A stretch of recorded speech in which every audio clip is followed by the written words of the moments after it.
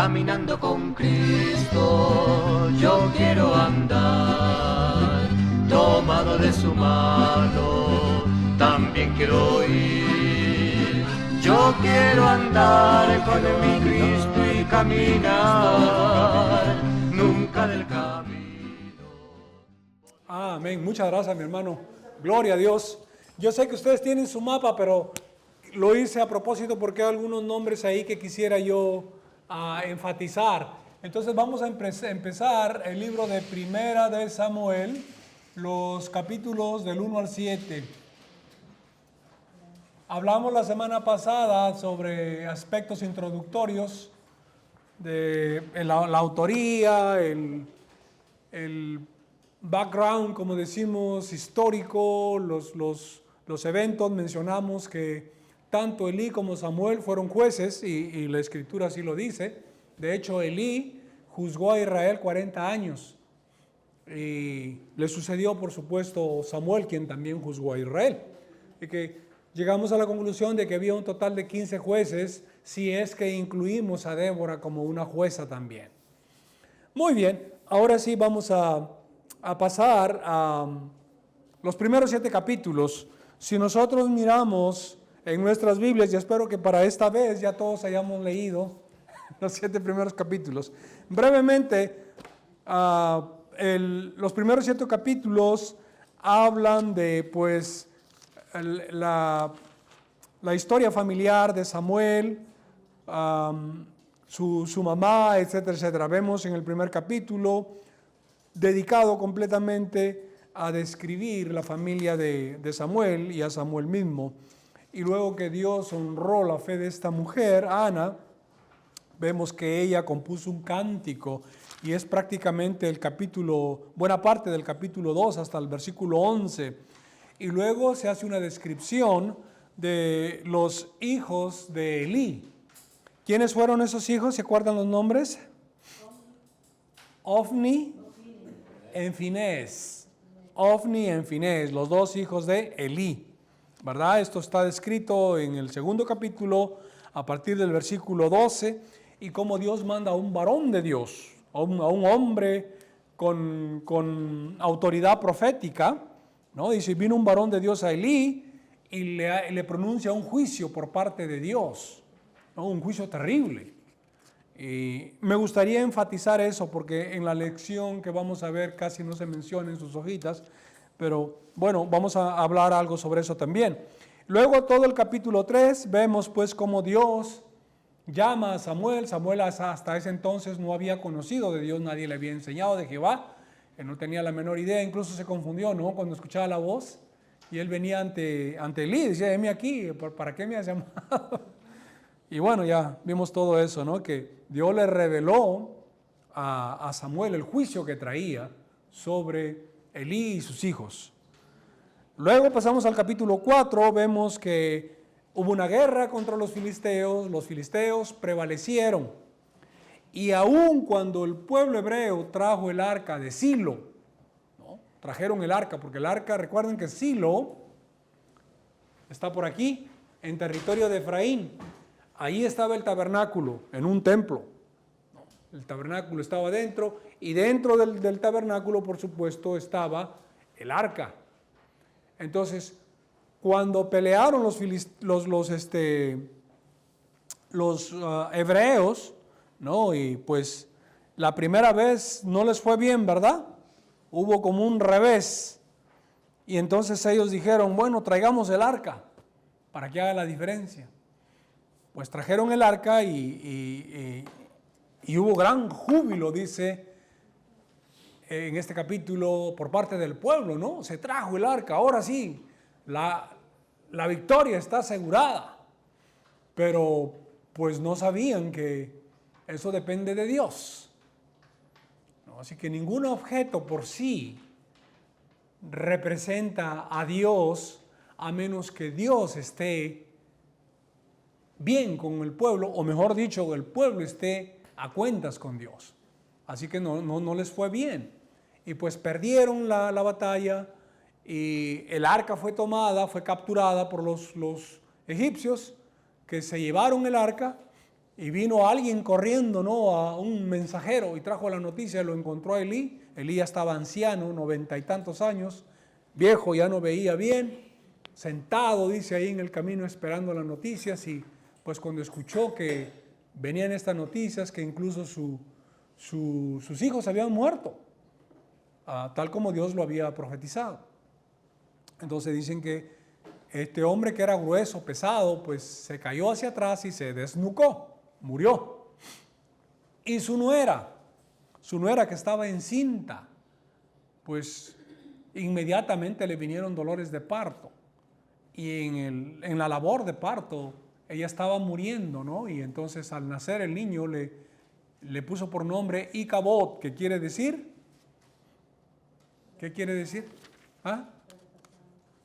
Sí. Icabod quiere decir desgracia, porque ella hacía alusión a que la gracia, a que el arca había sido capturada, así que la gloria de Dios había sido traspasada, ¿no? Ese era su pensamiento, y le puso así este nombre a su hijo y murió. Bueno, luego podemos ver y apreciar cómo Dios estableció juicio contra este sacerdote, sumo sacerdote, ni más ni menos, y que tenía a sus dos hijos como sacerdotes también. Y pasamos al capítulo 5, donde se habla que el arca estaba en tierra de los filisteos y comenzó el desastre. Se llevaron el arca primeramente a Asdod. Si miramos en el mapa, Asdod está por aquí. Este es territorio filisteo, todo esto de aquí. Se llevaron a Asdod y comenzó la gente a tener problemas, a morirse, ¿no? Aparecieron tumores en la gente, y luego dijeron, no hombre, que se lleven el arca a otro sitio. Se lo llevaron a Gat, a otra ciudad de los filisteos, igualito, tumores, y se describe, ¿no?, que habían ratones. Y eso es lo que ha permitido especular a muchos, esto entonces tiene que ver con la peste bubónica, porque la peste bubónica se caracteriza por eso, ¿no? Es una pulga que está en los roedores e infecta a la persona. El reservorio son los ratones, las ratas, los ratones, y ahí está el microbio. La pulga pica a la rata y luego pica al hombre y transfiere el microbio, y el hombre desarrolla la famosa peste bubónica. Le llamaban peste bubónica porque pues aparecían unos bubones, tumores, ¿no?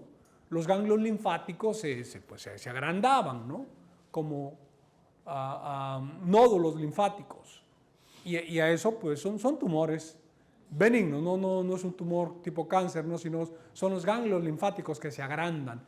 Y pues virtualmente tenemos el sistema linfático por todo el cuerpo, ¿no? Tenemos cadena cervical, en las axilas, en la región anterior, supraclavicular, en la región inguinal y hacia abajo, en los brazos también, etc. Así que ya se imaginarán todo eso, cómo aparecían esos tumores. Y esta es la asociación que hacen algunos epidemiólogos cristianos, diciendo que esa era la forma como Dios estaba castigando a estos pueblos, a través de esta peste. Y curiosamente hay un versículo que dice aquí, ¿no?, cuando hace mención de los tumores y los ratones, dice, porque una misma cosa era la plaga, y lo describe como plaga. No sé si lo han leído ustedes. ¿Sí? Se menciona. Dice, era una misma plaga. Los tumores y los ratones, una misma plaga. Entonces, por eso se llega a esa conclusión. Muy bien, entonces, de Gat dijeron, no, saquen de aquí esa arca y llévensela a otro sitio, a Ecrón, a otra ciudad de los filisteos. Los filisteos, cuando se enteraron que venía, los de Ecrón, ¿no?, se enteraron que venía el arca acá, han enviado el arca para matarnos. Así que convocaron a los príncipes filisteos, a todo el mundo en Ecrón. Solucionen este problema, no queremos el arca aquí. Así que buscaron a unos adivinos, ustedes han leído, unos adivinos filisteos, dijeron, bueno, aquí lo que hay que hacer es simplemente devolver el arca. Pero no hay que devolverla así nomás, sino que hay que hacer una especie de compensación. Y entonces, y los príncipes dijeron, ¿y cómo podemos compensar esto? Bueno, que se hagan por esto de los tumores que habían, que se hagan por cada uno de los príncipes un tumor de oro. y de los ratones, un ratón de oro por cada ciudad de los príncipes de los filisteos. Así que pues como una compensación. Y pusieron al arca ahí con unas terneras, ¿no? En una carretilla, pusieron el arca ahí y de forma sobrenatural estos animales seguían avanzando y seguían avanzando desde Cron, ¿no? Llevaron esto a Bet-Semes y de Cron llegaron a Bet-Semes, a este lugar que era un territorio ya hebreo. Y la gente curiosa, ya una vez que llegó el arca, ¿no? Digo sobrenatural porque a los animales nadie los guió, no había nadie que los llevara. Ellos llegaron simplemente a donde tenían que llegar. Y llegaron por la providencia de Dios. Y la gente curiosa se le ocurre mirar dentro del arca y murieron gran cantidad de personas de Bet-Semes. Aquí en Bet-Semes dijeron, no, aquí ya no queremos esa arca. Que les enviaron mensajeros a Kiriat Jearim que vengan a recoger el arca, que nosotros no la queremos. Y la fueron a ver y llegaron a un lugar, hay un personaje que se menciona, Aminadab, y luego ahí uno de sus descendientes, un sacerdote. ¿Cómo se llama ese sacerdote? Eleazar, un pariente de ellos. Él iba a estar a cargo del cuidado del arca y el arca pasó ahí, ¿cuántos años? ¿Recuerdan de lo que han leído? 20 años pasó ahí, ¿no? 20 años en Kiriat Jearim. Estuvo 7 meses con los filisteos, causando estragos ahí en el pueblo de los filisteos.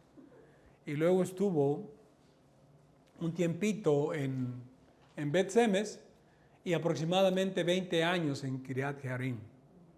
Ahí esperando a que llegue el momento. Bueno, esto es lo que se describe en el capítulo 5 y 6, ¿no? Dice aquí, en Bet-Semes Dios hizo morir, dice, del pueblo a 50,070 hombres. Vinieron de Kiriat Jearim y se llevaron el arca y estuvo allí el arca muchos días, dice, 20 años.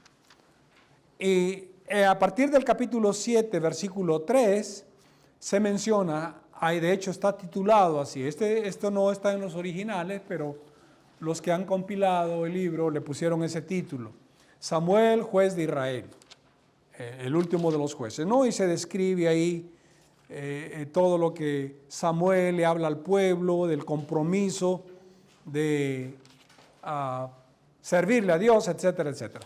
Ahora quiero volver un poquito a esto de Elí. Elí, el sumo sacerdote. Si ustedes recuerdan de lo que han leído, Elí le llamó la atención a sus hijos, porque recuerden, sus hijos estaban haciendo cosas muy malas, estaban ahí como sacerdotes, ellos tenían acceso al templo, ¿verdad? Al tabernáculo y todo esto.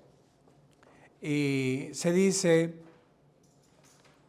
pero Elí era muy viejo y oía de todo lo que de sus hijos hacían con todo Israel y cómo dormían con las mujeres que velaban a la puerta del tabernáculo de reunión. Habían mujeres que cuidaban el tabernáculo, ese era una especie de ministerio, y le comentaba yo a mi hermano José Talavera, que parece que los católicos se tomaron esto como un modelo para crear esto de las monjas, ¿verdad? Las monjas que están dedicadas a cuidar los monasterios, los templos, etc. Bueno, y él les reprendió y les dijo, Elí, ¿por qué hacéis cosas semejantes? Porque yo oigo de todo este pueblo vuestros malos procederes. Si pecare el hombre contra el hombre, los jueces le juzgarán, mas si alguno pecare contra Jehová, ¿quién rogará por él? Pero ellos no oyeron la voz de su padre, porque Jehová había resuelto hacerlos morir. Aquí aparentemente vemos, bueno, Elí cumplió su parte. Él le habló a sus hijos, les reprendió, les encaró. Lo que ustedes están haciendo está mal. Pero cuando Dios describe que le va a traer un juicio a Elí, menciona un detalle. Y yo creo que allí hay una enseñanza muy importante para nosotros. Porque dice, porque él sabía de sus hijos su mal proceder y su rebelión contra mí, y él no los no los estorbó. Así que, hermanos, no basta con decirle a nuestros hijos, eso está mal. Tenemos que ir un poco más allá. Tenemos que apretarles la tuerca, estorbarlos, no dejarles las cosas que ellos quieren hacer. ¿Sí? Podemos ver ese principio allí, que no basta con reprender a los hijos, sino que tenemos que ir más allá, estorbarlos. O de otra manera decir, ¿sabes qué? Pues si eres mayor de edad, ya no te puedo yo dar un castigo físico así, pero pues te vas, no te puedo tener aquí en mi casa. En el caso de él, lo que él debió hacer, me imagino yo, y pienso que muchos estarán de acuerdo conmigo, es quitarles el privilegio del ministerio. ¿Qué hacían ahí de sacerdotes? ¿Por qué continuaban como sacerdotes? Entonces, en ese sentido los debió estorbar Elí. Los debió quitar del ministerio. Ustedes no pueden seguir siendo sacerdotes. Están por lo menos suspendidos hasta que se pongan a cuenta con Dios.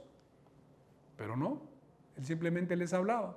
A ellos les entraba por un oído y les salía por otro. Entonces, un principio muy importante para recordar para nosotros como padres y como madres, que no nos sintamos satisfechos de decir, ya le llamé la atención a mi hijo, ya le llamé la atención a mi hija. No basta. Tiene que estorbarles hasta que... Hermano Miguel, somos culpables también cuando no estorbamos a nuestros hijos. Así es. De eso se trata este punto, esta enseñanza. Muy bien, ahora sí vamos a hacer los comentarios respectivos.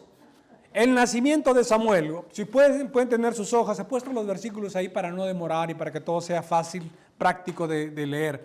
Dice, el significativo papel de Samuel en la historia de Israel es usualmente olvidado. Él nació en una época en la que espiritualmente Israel seguía en su espiral de decadencia. Recuerden, estaban en el tiempo de los jueces.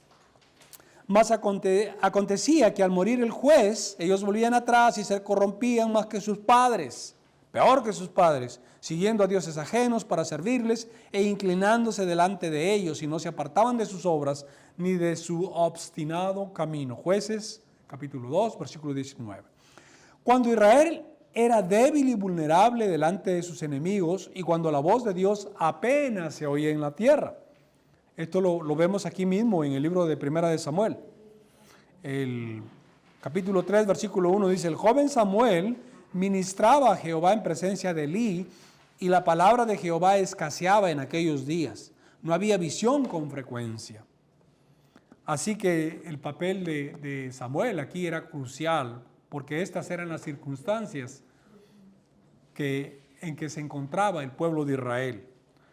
Y Samuel fue el último de los jueces, ¿no? Y dice, y se reunieron en Mizpa y sacaron agua y la derramaron delante de Jehová y ayunaron aquel día y dijeron allí, en Mizpa, contra Jehová hemos pecado.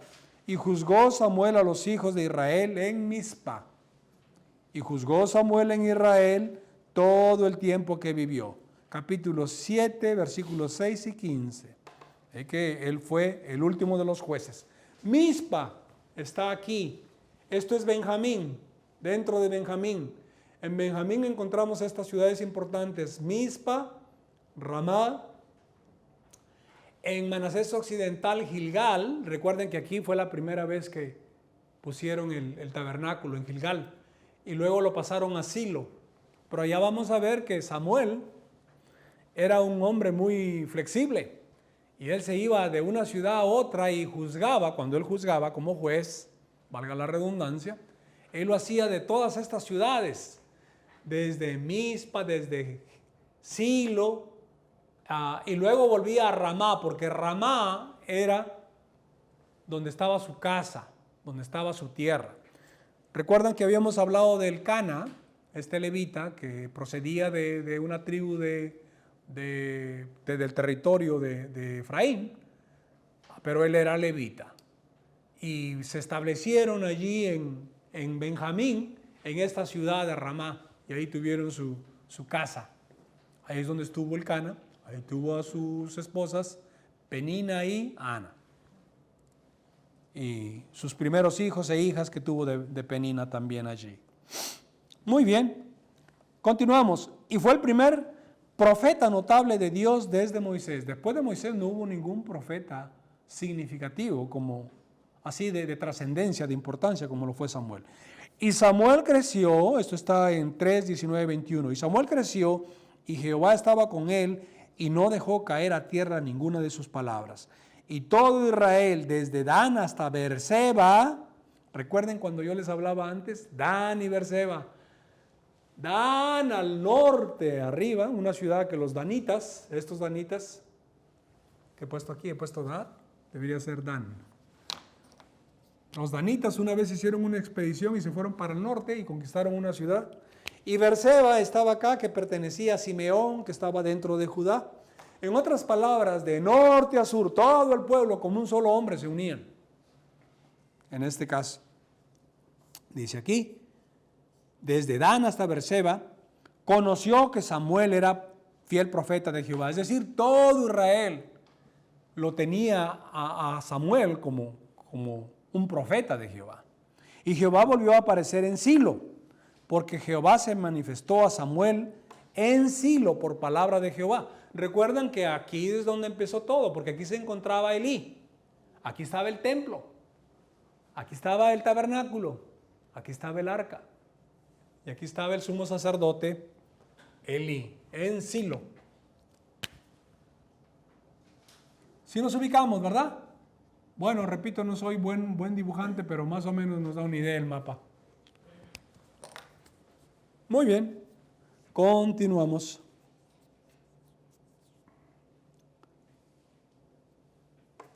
Dice aquí,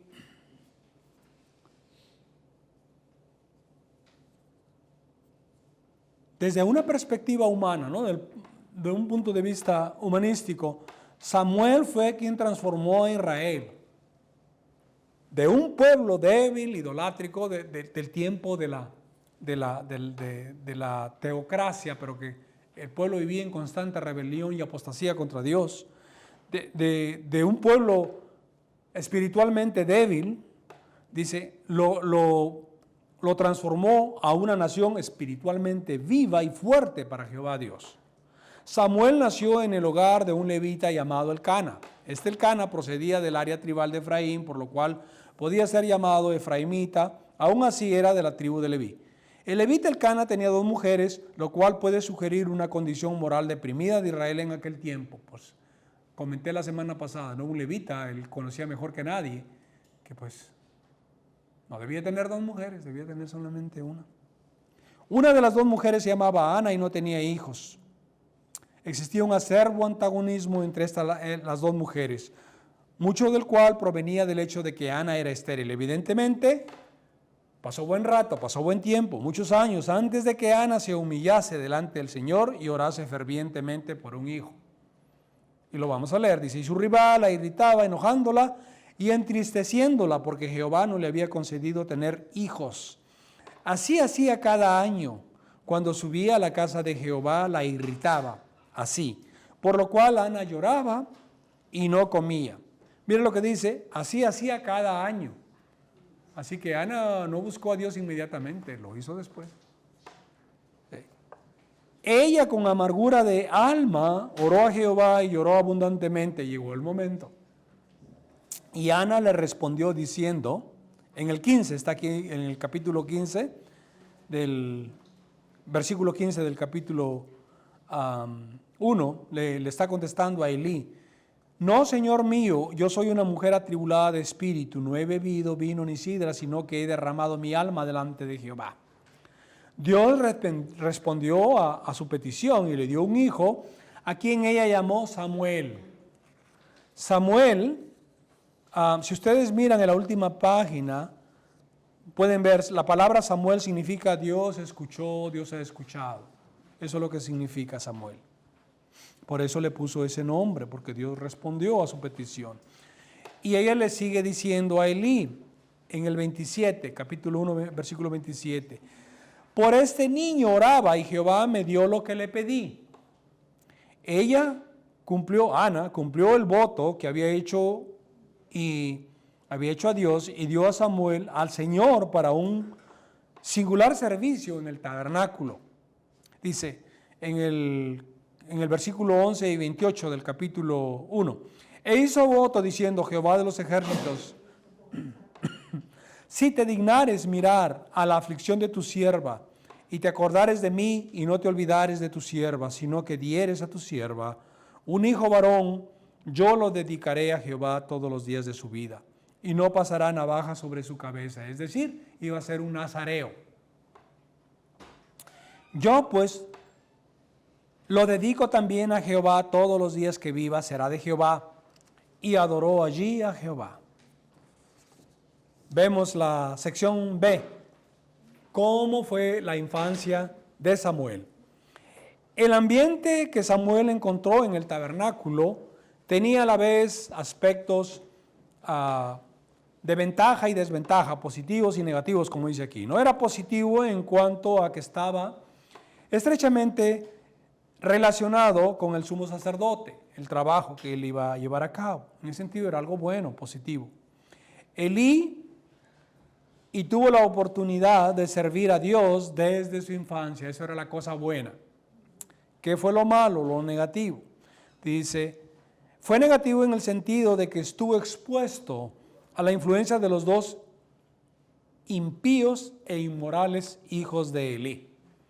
Así que esa era la influencia a la que él estaba sujeto. Leemos aquí en el capítulo 2, versículos 11 y 12. Y Elcana se volvió a su casa en Ramá. Recuerden, mire, Elcana se regresó a Ramá. Ramá está en Benjamín. ¿Okay? Ahí era la casa de Elcana y de sus esposas. Y ya no más la de Samuel, porque ahora la casa de Samuel quedaba ¿dónde? En el templo, en Silo, junto con Elí, sirviendo en el templo bajo la tutoría de Elí. Los hijos de Elí eran hombres impíos, dice el versículo 12, y no tenían conocimiento de Jehová. Otro tema de tomar en cuenta. Parece ser que Elí como padre había fallado, no solo como sumo sacerdote. Bueno, como sumo sacerdote tenía muchísimas más responsabilidades, desde luego. Pero empezando con lo más básico, como padre había fallado. Ni siquiera había puesto el temor de Jehová en sus hijos. Es lo que dice aquí, el versículo 12. Elí, dice, los hijos de Elí eran hombres impíos y no tenían conocimiento de Jehová. ¿De quién es responsabilidad de esto? De los padres. Así que ese era el otro gran pecado que Dios le llamó a cuenta en su momento a Elí. En aquellos años se hizo evidente para todo Israel que Samuel era el hombre de Dios de una manera singular. Leemos en los... Esta es una narrativa desde el capítulo 13, versículo 19, al capítulo 4, versículo 1, pero yo solamente voy a mencionar los versículos 19, 20, 21, y dice así: y Samuel creció y Jehová estaba con él, y no dejó caer a tierra ninguna de sus palabras. Y todo Israel, desde Dan hasta Beerseba, otra vez, desde el norte hasta el sur, conoció que Samuel era fiel profeta de Jehová. Y Jehová volvió a aparecer en Silo, porque Jehová se manifestó a Samuel en Silo por la palabra de Jehová. Y Samuel habló a todo Israel. Por aquel tiempo salió Israel a encontrar en batalla a los filisteos, y acampó junto a Ebenezer, y los filisteos acamparon en Afec. Dios reveló un importante principio vital a Samuel en aquellos primeros días. No, porque cuando le revela el juicio que traía Elí, diciendo, ellos no me han honrado, ni Elí ni sus hijos. Y este principio era, yo honraré a los que me honran.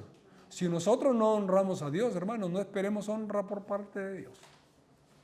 Bien claro aquí.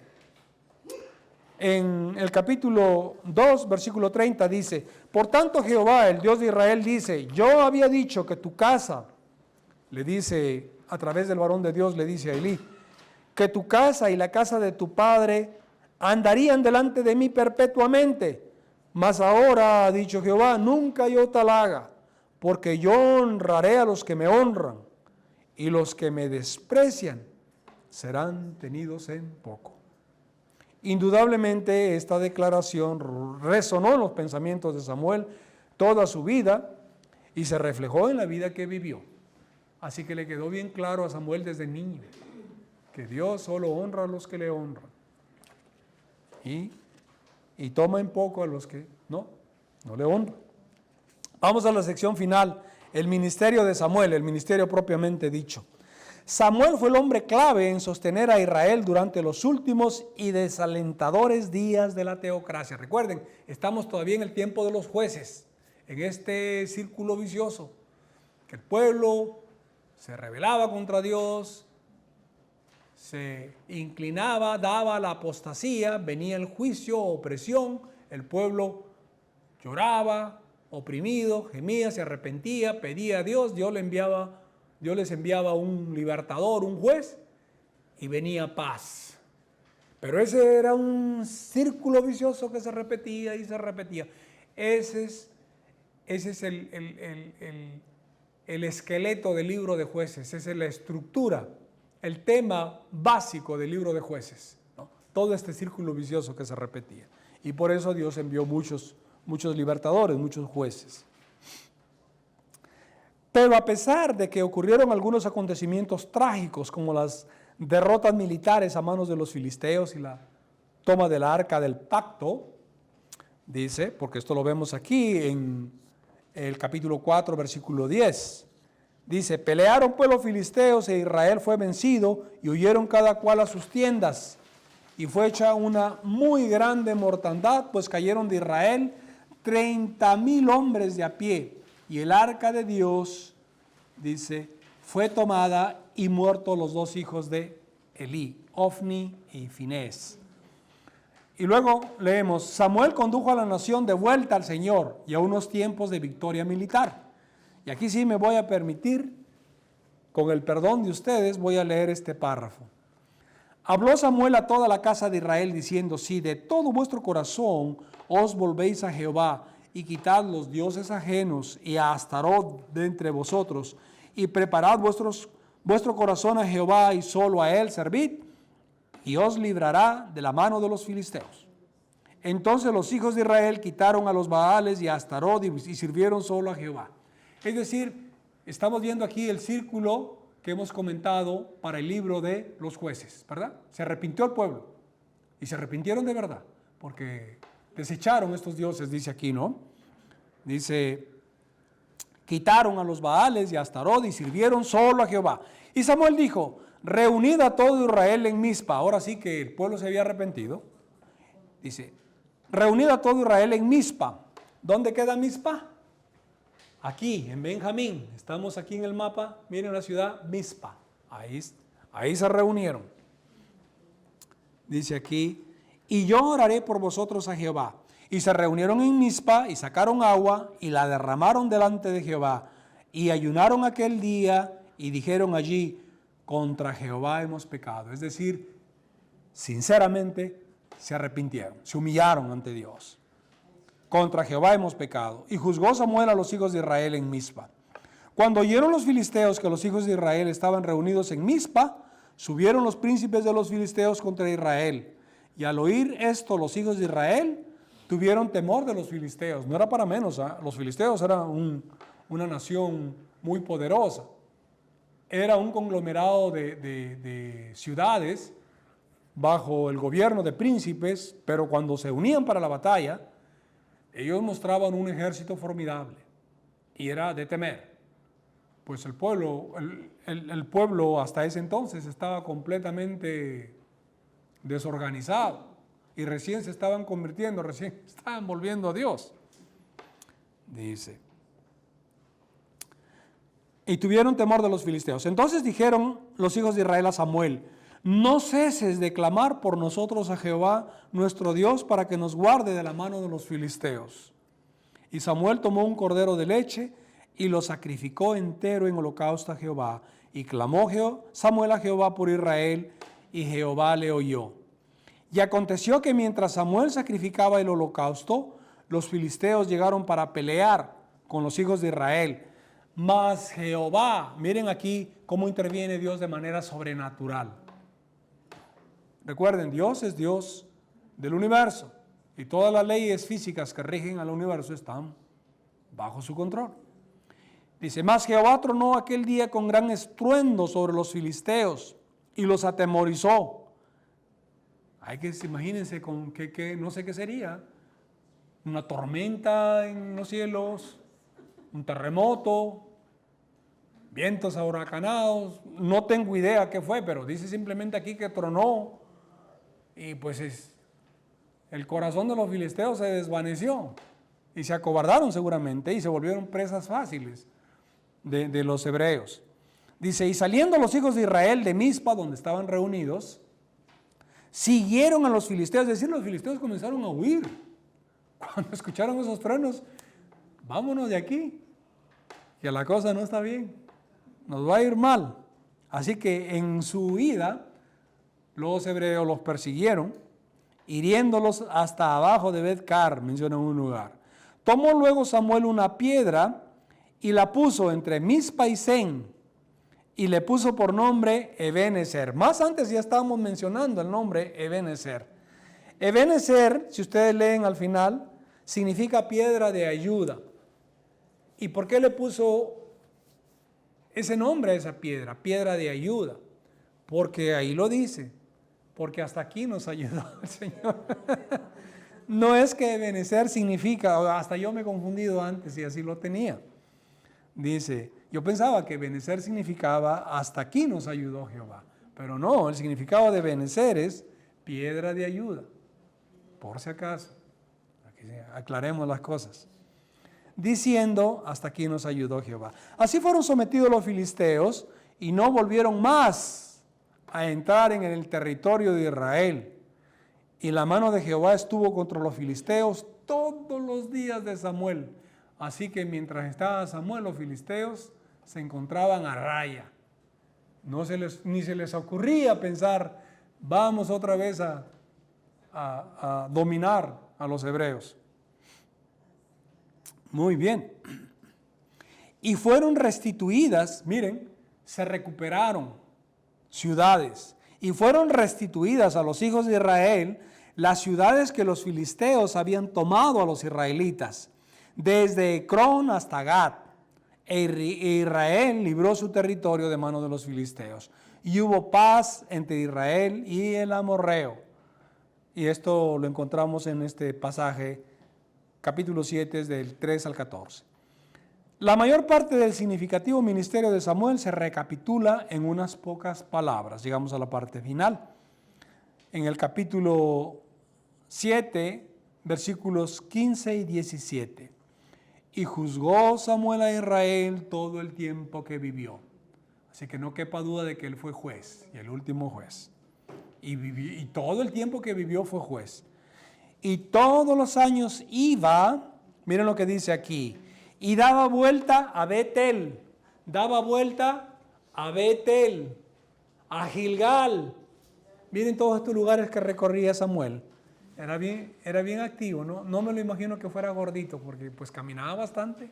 En ese tiempo no había guagua, no habían ómnibus, no había mucho menos vuelos aéreos, ¿no? Así que era activo, caminaba bastante. Dice aquí, a Betel, a Gilgal y a Mizpa, y juzgaba a Israel en todos estos lugares. Pero miren, aquí viene algo interesante, que él juzgaba no solamente ahí, ¿dónde juzgaba también? Dice, después volvía a Ramá, donde quedaba su casa, porque allí estaba su casa, dice aquí, ¿no? Y allí juzgaba a Israel, y edificó allí un altar a Jehová, en Ramá. Miren, todos estos lugares que se recorría, Silo, Betel, Gilgal, Mizpa, Ramá. Qué activo que estaba Samuel, ¿verdad? Muy bien, hermanos, hemos terminado y creo que a buen tiempo. Gloria a Dios. Creo que nos quedan unos minutos para preguntas. Si hay alguna pregunta, un comentario, una observación. Tenemos 5 minutos. Yo tengo una pregunta, ¿no? Mi hermano, adelante. ¿Cuál es la diferencia de pecar en contra el hombre y pecar en contra Dios? O lo que se menciona aquí, ¿no? Que le dice Elí, miren, si ustedes pecan contra los hombres, pues, ¿qué es lo peor que les puede ocurrir? Bueno, van a ir al juez, y lo peor de eso, que los encuentren culpables, los metan presos a la cárcel, y ahí queda la cosa. Pero si ustedes pecan contra Dios, ¿quién los va a defender? Si ustedes pecan contra los hombres, van a tener un abogado por ahí. Hay un abogado que los va a defender. Pero si ustedes pecan contra Dios, ¿quién los va a defender? No hay escapatoria. Y la magnitud del pecado de rebelión contra Dios, ¿no? Siendo sacerdotes y cometiendo este tipo de sacrilegios, la prostitución dentro del templo de Dios, y agarraban la carne, ustedes deben haber leído esto, ¿no? Que ni siquiera la dejaban que la cocinaran así cruda, mandaban a su criado para que agarre porciones de carne para los sacerdotes. Un menosprecio tremendo por Dios. Así que al rebelarse ellos contra Dios, no había quien los defienda. Ahora usted dirá, hermano, pero nosotros también, ahora en estos tiempos, también somos pecadores, que pecamos contra Dios. ¿Quién nos defenderá contra Dios? Tenemos un intercesor. Abogado tenemos. Nosotros tenemos, la diferencia es esa, que tenemos un abogado, que Cristo dice, yo morí por este infeliz pecador de Miguel. Yo pagué sus cuentas. Bendito sea el Señor que tenemos todo. Bueno, yo, no solamente yo, ¿no? Me puse como ejemplo para mencionar lo de pecador, pero todos ustedes tienen un abogado que los defiende. Así que nunca se dejen engañar por Satanás cuando les mete idea, oye, eres pecador, oye, eres pecadora, oye, que chismoseaste, oye, que hiciste esto, que no hiciste lo de acá. ¿No? Todos, hermanos, toda su cuenta ya está saldada. Dios no me ve a mí ni lo ve a usted como realmente somos, porque si así fuera, estaríamos fritos. Dios nos ve a través de Cristo, del sacrificio de Cristo, y nos ve limpios, puros, sin mancha. Aunque usted no lo crea, pero así es como nos ve Dios, gracias al sacrificio de Cristo, no gracias a nuestra propia justicia, porque no tenemos ninguna justicia. Y por último, todo lo que pensemos que es justicia, como dice la Escritura, para Dios es trapo de inmundicia. Todo lo que pudiéramos creer que es justo, aunque quisiéramos ser pulcros, honestos y ser dadivosos y tratar de no mentir y tratar de no hacer esto y tratar de no, aún así esa justicia para Dios es trapo de inmundicia, no sirve. Solamente la justicia que nos es adjudicada, que nos es imputada por el sacrificio de Cristo, es la única que vale ante la presencia de Dios. Bendito sea el Señor. Gloria a Dios. Gracias, hermano, por esa pregunta. Muy interesante. ¿Alguna otra pregunta? Un minuto queda. Comentario, mi hermana, adelante. Hablando del mismo tema, como dice el pastor, no nos da un pie para pecar, ¿verdad? Oh, sí. Sí. Porque fácilmente. Sí, somos pecadores, es cierto, pero primera de Juan 1:9 dice que si nos arrepentimos y confesamos nuestros pecados, Él es fiel y justo para perdonarnos y limpiarnos de toda maldad. Así es. Esa es una práctica que el cristiano nosotros debemos ejercer también. Así es, constantemente. Pero también puedo comentar una observación también de parte de David. Digo esto porque también pudiéramos caer, es fácil caer en extremos, ¿no? Como uno dice, ok, ya he sido libre, pero no vamos a ir a la liberalidad, al libertinaje. Pero por otro lado podemos también caer en otros extremos, de decir, me tengo que arrepentir para salvación cada día. No, usted se arrepiente si vuelve a pecar porque nuestra comunión con Dios se rompe y tiene que restablecerla. Por eso que cuando cayó el rey David, él no dijo, Señor, devuélveme la salvación, sálvame otra vez. ¿Qué dijo él? Devuélveme el gozo de la salvación, porque él sabía que no había perdido la salvación, pero ese gozo que tenía de su comunión con Dios se había roto, se había perdido. Y cada vez que caemos, cada vez que pecamos, esa comunión con Dios se rompe y tenemos que arrepentirnos para restablecer esa comunión con Dios. Ya no para salvación, sino para restablecer nuestra comunión con Dios. Porque Dios no nos va a bendecir si no estamos a cuentas con Él. Amén. Vamos a orar. Padre amado, gracias te damos, Señor, por este día. Gracias por lo que tu palabra tiene para enseñarnos. Gracias, Señor, porque todos aprendemos aquí en esta clase dominical. Señor, te pedimos que nos lleves con bien a la segunda parte, que estemos preparando nuestros corazones para escuchar tu palabra predicada por nuestro hermano pastor, lo que tú tienes para enseñarnos, que sea un programa de mucho beneficio para la iglesia y para los visitantes también, especialmente los que no te conocen. En Cristo Jesús. Amén.